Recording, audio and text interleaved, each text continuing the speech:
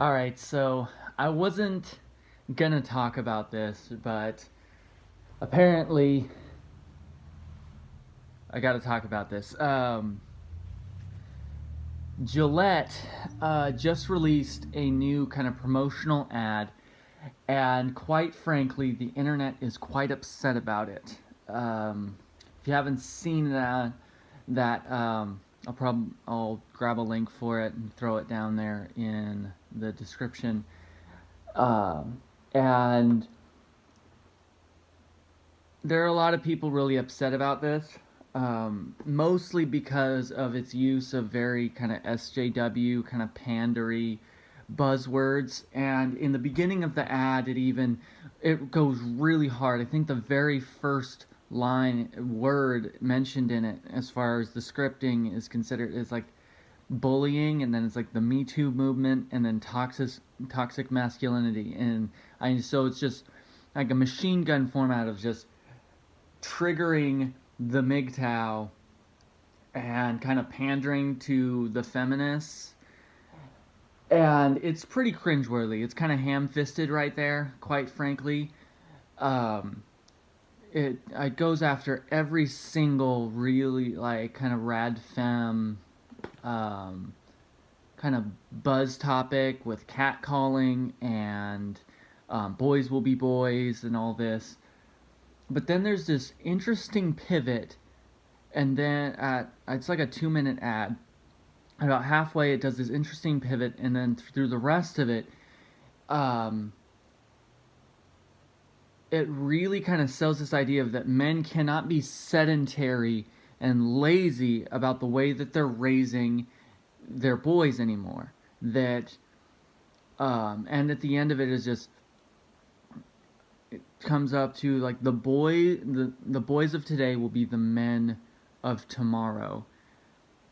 And it really has this good payoff. Showed it to my wife last night, and at the end she's like, "Why am I crying?" Like, it really hits those heavy emotions. It's got the swelling music in the background for that second half.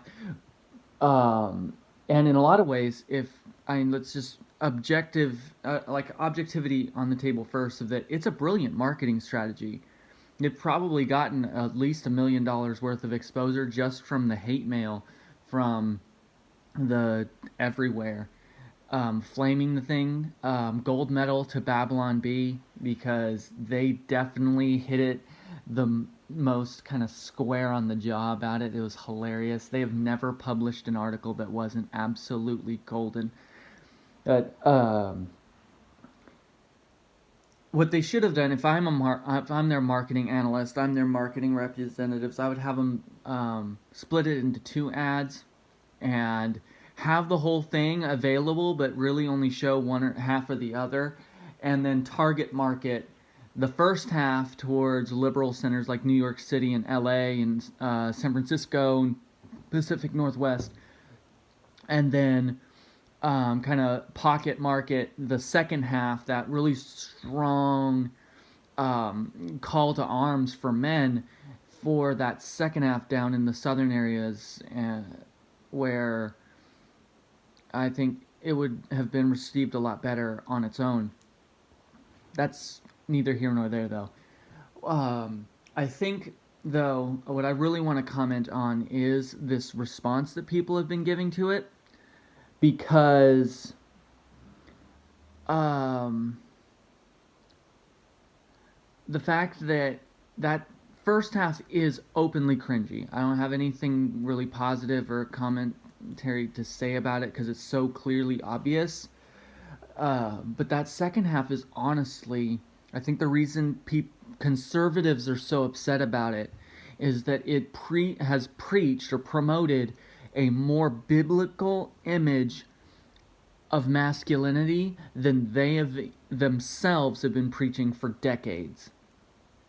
And that they're, especially the Christian conservative evangelicals, are upset about that because of the fact that they're the ones that are supposed to be that exemplar of good, healthy masculinity. And here you have Gillette with their pocket marketing and their data research and everything, is beating them to the punch of what they should have already been doing all along. Because the simple fact is, ever since the 50s, when people went to church because it was the good American thing to do, the 60s, 70s, and then the worship wars and the battle over divorce and the everything the Christian church has been going through, all of it ties back to the fact that men have not done a reasonably good job discipling their sons for decades. They just have not done it. Maybe ever, if you want to go really deep into this American history, that they just simply haven't done a good job of it.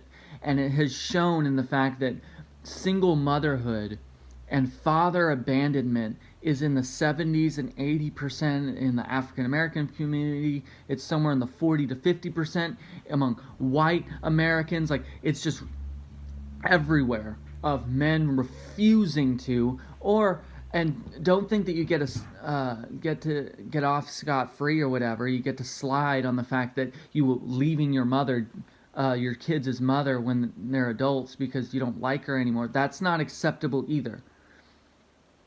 The simple fact is, boys will be boys because men never came along and taught them how to be men. And now you have the media industry has seen that as an open wound and a need, and now they're trying to salve it through consumerization and through all these other things. It's no shocker that obviously people are upset about it. Whatever, have your own opinions about it. People are obviously going to be upset about it, but I wonder if Christians would just take the kind of the call from 1 Corinthians 16 and just act like men. 13:16. And continue to actually, like, just get involved in your sons' lives.